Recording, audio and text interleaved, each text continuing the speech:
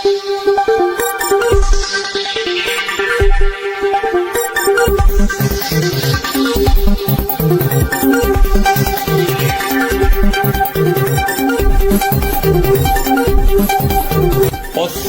Madhesh news.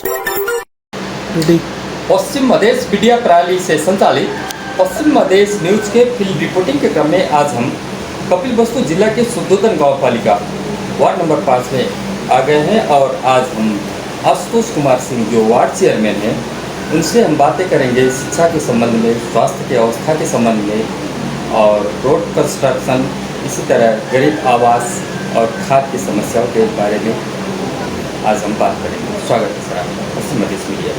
धन्यवाद पश्चिम Madhesh media. सबसे पहले शिक्षा तरफ जाएं। आपके वार्ड में कितने मदरसे और कितने सामुदायिक विद्यालय हैं? हमारे सुदोधन गाँव पालिका वार्ड नंबर 5 में 6 विद्यालय हैं, जिसमें 4 सामुदायिक विद्यालय, 2 मदरसा। सामुदायिक विद्यालय और मदरसा का एक ही समय में पढ़ाई होता है या फर्क फर्क समय में? नहीं, दोनों का एक ही समय में होता है पढ़ाई। जुमा के दिन में मौलाना लोग पढ़ाते हैं या बंद करके शनिवार को पढ़ाते हैं? नहीं, पढ़ाते हैं जुमा के दिन, लेकिन थोड़ा नमाज के समय में थोड़ा समय अपना जाके था, उसके बाद आपके वार्ड में रहे जो सामुदायिक विद्यालय हैं उनमें समस्याएं क्या क्या हैं? सामुदायिक विद्यालय में समस्या को भवन का है, थोड़ा समस्या। भवन हम लोग एक 2 विद्यालय में बनाए हैं, शिव परागनी में बनाए हैं, रामा में भी तराई मधेश योजना से बनाए हैं, उसका छत नहीं लगा, उसके लिए प्रयास कर रहे हैं। और कहीं पे फर्नीचर का व्यवस्था है, कहीं पे और समस्या है, तो थोड़ा मोड़ा रहता है, वार्ड से लोग करते हैं। स्वास्थ्य चौकी में डॉक्टर समय से आते हैं आपके वार्ड? कर्मचारी इस समय से आएंगे तो नहीं आएंगे, 10-5 मिनट लेट हो जाता है, बात नहीं है। दूर से आते 7-8 किलोमीटर, 10:15 तक आ जाते हैं। लेकिन जो है अधिकतम देखा जाए तो ये जो डॉक्टर लोग हैं, कर्मचारी लोग हैं, थोड़ा लेट में आते हैं। नेपाली टाइम कहा जाता है ना, 1 घंटा लेट, तो इस तरीके से आते हैं। क्या आपके वार्ड में भी ऐसा ही लोग आते हैं कर्मचारी लोग? कभी कभार लेट हो जाता है, हम लोग भी बुला के समझाते हैं, मीटिंग में भी कहते हैं कि ऐसा ना करो, लेकिन हम बहुत बताते हैं कि 7-8 किलोमीटर हमारा घर है, वहाँ से आने में 10-15 मिनट थोड़ा लेट हो जाता है। अब जो स्वास्थ्य चौकी है उस स्वास्थ्य चौकी में दवाइयाँ पर्याप्त है या नहीं है? या जो आते हैं गांव से ग्रामीण आदमी लोग, उनको दिक्कत हो रही है दवाइयाँ में, क्या है अवस्था? अब इस समय तो दवा उपलब्ध है, कभी कभी शार्ट हो जाता है दवा, तो गाँव पालिका से मांग करते हैं, गाँव पालिका स्वास्थ्य शाखा से उसको उपलब्ध कराए। इसका मतलब दवाई प्राप्त है आपके वार्ड के जो स्वास्थ्य चौकी में? हाँ, इस समय है। जो कोई ग्रामीणों दवा कराने आए तो उनको मतलब पूरा सेवा सुविधा मिल रही है? पूरा अवधि तो नहीं है, कुछ उसमें से नहीं है, जो है वो दे रहे हैं, जो नहीं उसको मांग कर रहे हैं, मांग करने के जवाब जा रहा है उसको भी दे रहे हैं। अब ये रोड कंस्ट्रक्शन के तरफ से आए तो देखा जाए कि ये मधेश क्षेत्र के जो गुलाकी राजमार्ग है, गुलाकी राजमार्ग से जो दक्षिण का बेल्ट माना जाता है, उसमें विकास कम हुआ है। क्या इसको आप स्वीकार करते हैं? अब बड़ा वार्ड होने के नाते इसमें 22 टोल है। 22 टोल में पहले जब चुनाव जीत के आया, पहले कार्यकाल में पूरा कच्चा था, घाट भर पूरा कीचड़ था। पहले बेस बनाए, ग्रेवल किए, इस समय किसी काम हो रहा है, कहीं कहीं छूटा है, उसको भी किया जाएगा, एक बार नहीं हो पाएगा, धीरे धीरे होगा। आप 2079 में तत्कालीन नेपाली कांग्रेस से चुनाव जीते। नेपाली कांग्रेस से चुनाव जीतने के बाद में सिवलवा में क्या काम किए हैं? सिवलों में PCC ढलान किए हैं, नाली बनवाए हैं।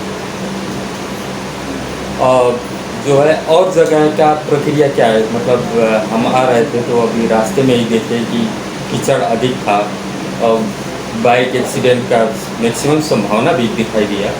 इसको इस रास्ते को बनाने के लिए अथवा गांव पालिका से पहल करने के लिए कैसे आगे बढ़ रहे हैं?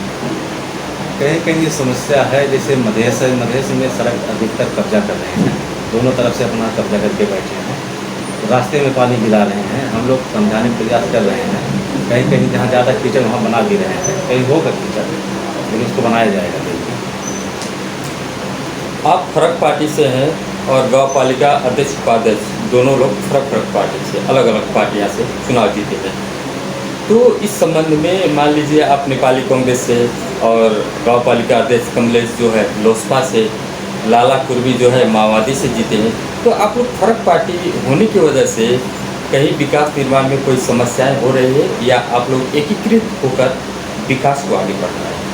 अब हम अपना जानते हैं, जो हमको सीलिंग बजट मिलता है उससे अपना काम करते हैं। अब और लोगों से जनता से पूछिए। तो सीमा क्षेत्र में देखा जाए तो पुलिस का कुछ दादागिरी ग्रामीणों पे पड़ता है कि थोड़ा बहुत जो सामान लाने पर भी पुलिस रोकती है, परेशान करती है, पैसा नहीं होता है किसान के पास अथवा गरीब मजदूर के पास, तो उनका सामान छीन लेती है। क्या ऐसा सुनाई दिया है आपको इस बारे में? किसान को तो पुलिस परेशान नहीं करता है, तस्कर से क्या करता है क्या नहीं करता हमको नहीं पता है। किसान एक दो बोरी खाद भी उनका छोड़ता है, खाने का सामान भी छोड़ता है। ऐसा शिकायत आने पे हम लोग जाते हैं, चौकी इंचार्ज से कहते हैं, उसके बाद सशक्त के इंस्पेक्टर से कहते हैं। ऐसा समस्या अभी तक नहीं मिला किसान को परेशान किया। तो मान लीजिए अभी खाद का जो समस्या है, सहकारी वाले अपने अपने आदमियों को दे रहे हैं। नेपाल में जो सहकारी हैं, सहकारी के कौन निकटतम आदमी है, कौन वार्ड अध्यक्ष का निकटतम आदमी है, कौन गांव पालिका अध्यक्ष का निकटतम आदमी है, इस तरीके से वितरण हो रहा है जो सहकारी वाले कर रहे हैं। क्या आपके वार्ड में रहे सहकारी वाले भी इसी तरीक़ा से खाद का वितरण कर रहे हैं किसानों को?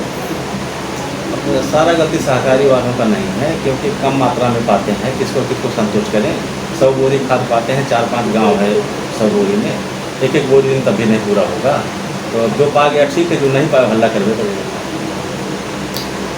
तो जैसे सहकारी वालों का मान लीजिए जो अपनी तरीक़ा से खाद वितरण कर रहे हैं, क्या अभी तक कंप्लेन आया है आपके वार्ड में कि सहकारी वाले दादागिरी कर रहे हैं, अपने आदमियों को बांट रहे हैं, और जो बेचारे सर्वसाधारण हैं, किसान हैं, जिसका पहुंच नहीं है गांव पालिका तक, जिसका पहुंच नहीं है वार्ड तक, तो ऐसा कंप्लेन आया है?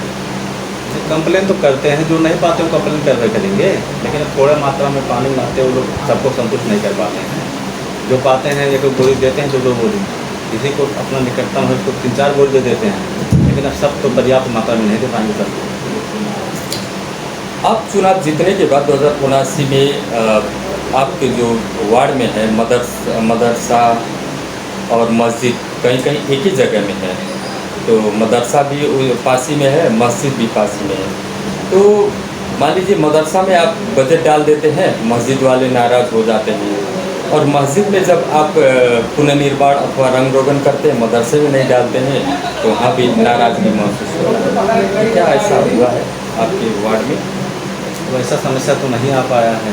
जो लोग नाशो करते हैं उनको समझाया जाता है, छूट गया गलत बस कुछ करेंगे। अब ऐसा तो समस्या लेकिन नहीं आया। कितना मंदिर पुनर्निर्माण हुआ, कितना मस्जिद आप चुनाव जीतने के बाद 2019 इस वार्ड में? मंदिर तो लगभग 17-18 को हम अपने निर्माण किए अपने बजट से। 17-18 मंदिर में 4-5 में मरम्मत करवाए हैं, बाकी 14-15 तो नया निर्माण किया है। 3-4 मस्जिद में मरम्मत करवाए हैं, 3-4 मस्जिद में भी काम किए हैं। जो छूटा होगा फिर उसको किया जाएगा। चुनाव के टाइम में जो सीमा क्षेत्र है, नेपाल भारत सीमा क्षेत्र के नज़दीक जो है, हिंदू मुस्लिम का दंगा अधिक हो जाता है। जो भारत की राजनीति है, कभी कभी जो आग फेंक देती है, आग का छींटा जो है फेंकने लगती है कि हिंदू मुस्लिम लड़ा दो। तो इस टाइप का क्रियाकलाप जो है यहाँ भी हुआ था 2079 के चुनाव में। हिंदू मुस्लिम भी दंगा करा के, जो अतिवादी हैं, चाहे हिंदू अतिवादी हो अथवा मुस्लिम अतिवादी हो, हिंदू मुस्लिम में दंगा करा के जो है अच्छा आदमी को भी गिराने का जो प्रयास किए हैं, तो क्या ऐसा हुआ है आपके वार्ड में? नहीं, हमारे वार्ड में कोई समस्या नहीं आया, हिंदू मुस्लिम का समस्या नहीं है। और इंडियन राजनीति का प्रभाव कितना ज़्यादा पड़ता है यहाँ पे? इंडियन नकल तो सेम इंडिया का नेपाल भी करने लगा है, जैसे सेम इंडिया में होता है वैसे नेपाल भी करने लगा है, नकल तो कर रहा है। जो दलित हैं, दलित के बच्चे जो हैं, मान लीजिए उनको उच्च शिक्षा देने के लिए, उनको शिक्षित बनाने के लिए आपके वार्ड से क्या पहल हो रहा है? अब उसमें तो हमारे वार्ड सदस्य हैं, हम लोग हैं, बहुत से दलित के बच्चे विद्यालय नहीं जा रहे थे, उनको समझाया गया, और भी लोग हैं जाके समझाते हैं, धरना करवाते हैं, इसमें जो सहयोग होगा हमारी तरफ से वार्ड से हम करेंगे। स्पेशली जो दलित महिलाएं हैं, वो दलित महिलाएं आज भी जो है छुआछूत के कारण से महिला बीच में भी विभेद है। मान लीजिए उच्च जात के महिला और दलित महिला, क्या आपके वार्ड में आने के बाद समान रूप में व्यवहार होता है उन लोग को? ऐसा समस्या तो नहीं आया अभी तक। कहीं मठ मंदिर में कोई कार्यक्रम होता है, दलित महिला भी जाती है, समान महिला भी जाती है, रात में सब लोग प्रसाद ग्रहण करते हैं। ऐसा समस्या तो नहीं आया, पहले रहा होगा। ब्राह्मण लोग दलित के घर में जाकर खाना खाते हैं अथवा चाय पीते हैं, बैठते हैं, क्या अवस्था है? दलित में कोई कार्यक्रम पड़ता है, उनके यहाँ शादी पड़ता है या और कोई कार्यक्रम पड़ता है, इन्वाइट करते हैं तो जाते करेंगे जाते।